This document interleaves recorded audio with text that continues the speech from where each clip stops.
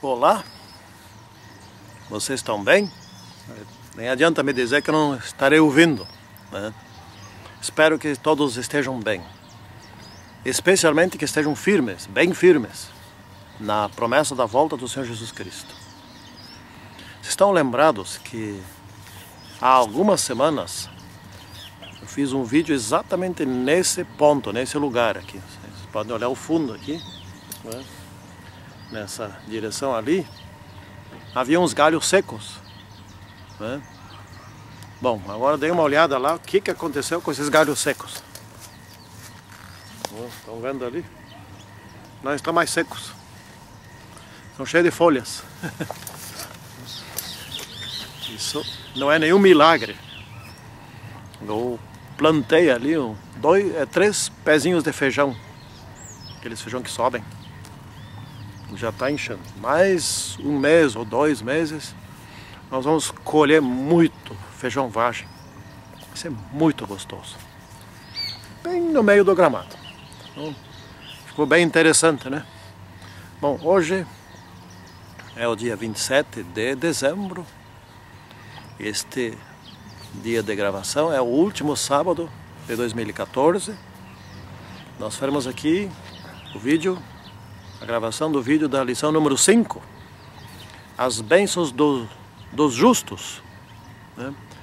Esse assunto aí da lição de Provérbios é um assunto bastante fácil, mas importante.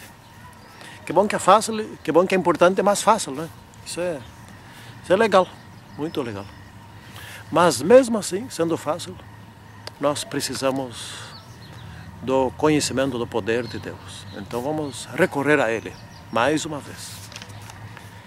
Santíssimo e poderoso Deus, graças te damos por essas lições maravilhosas, mas elas são uma atitude precursora e que um dia estaremos estudando juntos contigo. E Jesus nos estará ensinando, os anjos nos ensinarão também. E poderemos aprender a respeito do amor de Deus por todo esse vasto, imenso e infinito universo. Abençoe-nos nesse estudo aqui, para que possamos aprender mais alguma coisa sobre a sabedoria dos justos. Em nome do Senhor Jesus Cristo que pedimos. Amém. Olha o verso aqui. O verso que está em Provérbios 10, versículo 6. Olha só que verso. Sobre a cabeça do justo há bênçãos, mas na boca dos perversos mora a violência. Vamos entender. Esse verso aqui é muito profundo, muito interessante. Deus derrama bênçãos sobre o justo, não é? Veja, essas bênçãos vêm do alto, vêm de Deus, do Criador. Mas não são derramadas essas bênçãos sobre os perversos. Bem pelo contrário, do perverso sai violência, palavras de raiva, de provocação, de ódio, de desafio, né? Então, essa é a grande diferença. Sabedoria, diz aqui a lição, é justiça. Assim como a justiça é sábia. E a justiça ela está fundamentada nos 10 mandamentos. Tempos atrás eu andei pesquisando quantas leis existem no Brasil, né? Eu até não sei se o Brasil não é o país que possui mais leis do mundo.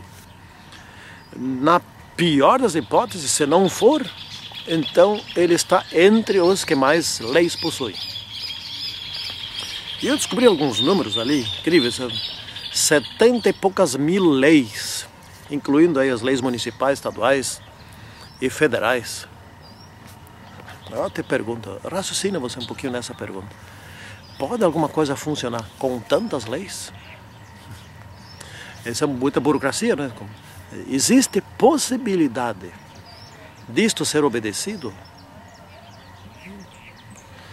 Vamos focar um pouquinho, suponha assim que as leis do teu município, mais as leis do teu estado, mais as leis federais. Esquece os outros municípios que os outros têm que obedecer essas. São milhares de leis. É possível alguma coisa assim funcionar? A lei de Deus, que são 10 mandamentos, na verdade são um só mandamento, que é um princípio de funcionamento de todas as coisas, que é o amor. É tão simples, mas ao mesmo tempo tão profundo, tão abrangente, né? Perfeito, que isso tem a possibilidade realmente de funcionar. Só para não funcionar precisa uma condição só: desobediência. Porém, se houver obediência, então tudo se torna perfeito. Portanto, esse é o princípio da sabedoria. É o princípio. Ó, aqui está enchendo de mosquito agora da tarde, né? Vou me atrapalhar um pouco. Então, para que o reino do céu funcione, há liberdade, né? Nós não somos autômatos, nós não somos máquinas, somos livres. Portanto, como somos livres, para que as coisas funcionem, nós temos que obedecer, por livre e espontânea vontade. E se nós obedecermos, tudo funcionará perfeitamente bem, porque nós estaremos sob o guarda-chuva, sob a proteção do amor. E esse é o fundamento da sabedoria, né? Amar uns aos outros, como Deus nos amou, como Jesus nos amou. Amar uns aos outros como nós queremos ser amados. Bom, obedecer a esse princípio. Então veja que coisa interessante é a tal da obediência. A obediência no reino do céu não é uma coisa imposta. Também não é uma coisa assim, um fardo, algo que é sofrível. Puxa, tem que fazer todos os dias tal coisa durante tanto tempo, etc. e tal, para obedecer a Deus, para então que Ele me favoreça. Não, não é isso. A obediência, na verdade, é viver de acordo com o bom, salutar, agradável princípio de amar uns aos outros. Isso é obediência. A obediência é uma coisa... aliás, como é que eu vou dizer? A obediência é tão gostosa, tão boa, que quando você obedece, você não percebe que está obedecendo. É natural, né? Bom, vamos adiante aqui. Essa questão da justiça holística. A justiça é abrangente, né? Ela engloba o todo. É abrangente em todos os sentidos. Se você desobedece um mandamento, você está desobedecendo todos. Ou seja, você está desobedecendo a lei, né? Essa é a questão básica. Se você desobedece, você não vai ser o único a sofrer pela desobediência. As pessoas por perto de você, por exemplo, vamos dar um exemplo. O sujeito bebeu e vai dirigir. Bom, ele está levando mais outras pessoas dentro do carro, todas essas pessoas correm risco maior do que se não tivesse bebido. Os outros que estão na estrada, mesmo que a dele, também correm risco. O automóvel pode se arrebentar todo, ele pode estragar um semáforo, um outro automóvel, enfim, há um raio de abrangência muito maior do que só ele.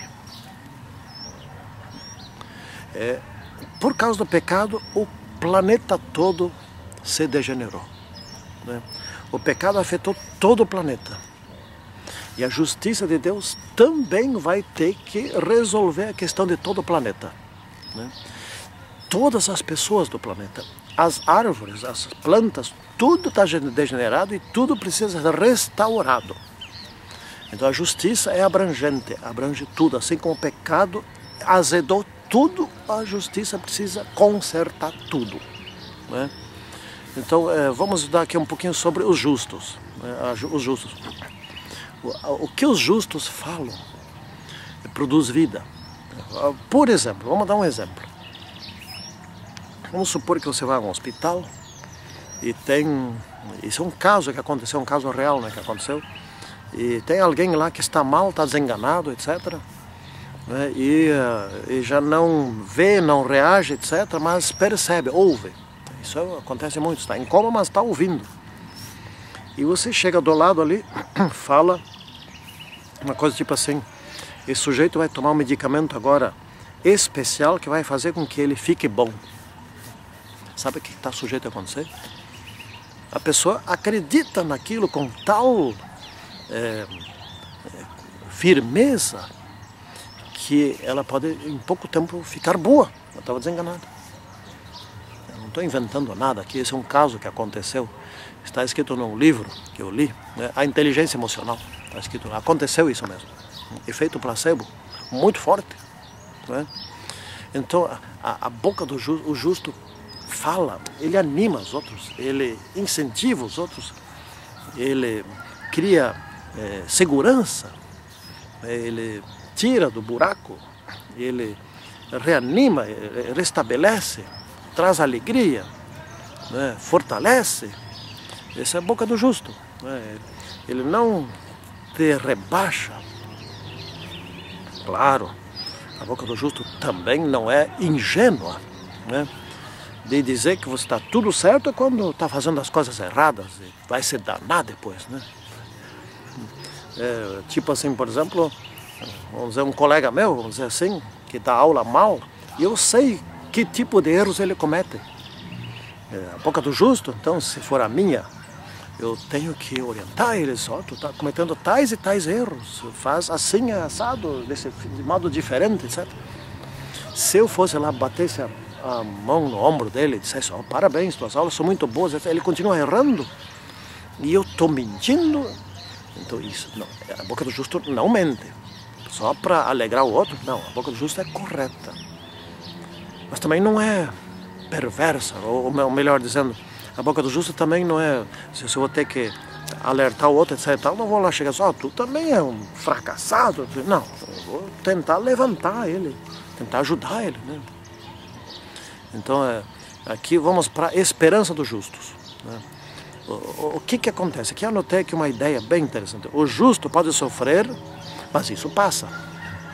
O perverso, ao contrário, pode sorrir, mas isso também passa. Né? Ou seja, na pior situação, o justo vai sofrer antes e vai se alegrar depois. Essa é a tendência. É assim que acontece. E na melhor das hipóteses, o perverso pode estar bem agora, mas vai ficar mal. E no limite do ficar mal, o perverso vai perder a vida eterna e será destruído para sempre. Essa é a questão. Né?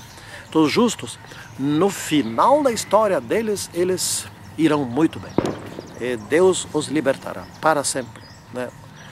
Os mentirosos, eles caem em contradição. Eu acho muito interessante as investigações policiais. Né? Então o sujeito fez uma coisa errada, matou alguém lá e ninguém viu, não sei o que lá, ficou, mas o suspeito é esse. O que a polícia faz? A polícia é muito esperta. Ela faz um monte de perguntas. Pergunta daqui, pergunta ali, etc. E vai anotando tudo. Gravam, sei lá, taquigrafam. Mas enfim, faz perguntas, e o que eles procuram? Contradições. Em um certo momento afirmou uma coisa, depois lá ele afirmou outra coisa que desmente essa. E daí ele cai em contradição, daí eles perguntam, tá, e agora? Por que tu falou aqui assim e ali assado? E o cara começa a se enrolar, etc. No fim ele mesmo se entrega. Não é? Quantos casos já foram elucidados? Então a pessoa muito traquejada, muito maldosa mesmo, que se tornou esperta na maldade, não cai nessas contradições, né? Mas são poucos. O próprio Satanás vai cair em contradição, quando Deus for arguí-lo, lá no final do milênio, lá no julgamento final, e todas as pessoas cairão em contradição, né? E todos chegarão à conclusão: Deus é justo. E os sábios estão dentro dos muros da Nova Jerusalém. Né? E essa que é a questão aqui, a recompensa dos justos, a vida eterna. Os sábios que são justos, estarão dentro dos muros da Nova Jerusalém. E os ímpios, os perversos, estarão do lado de fora, sendo julgados para serem destruídos. A luz dos justos brilhará para sempre. Ou seja, o conhecimento dos justos, os atos dos justos serão registrados para sempre. Os acompanharão pela eternidade, porque são coisas boas, das quais Deus tem orgulho, dos quais Deus participou. Os atos bons que eu faço, que você faz, Deus participa, mas dos maus atos Deus não participa. Satanás sim. Então a morte eterna é a recompensa dos ímpios, mas a vida eterna é a recompensa dos justos.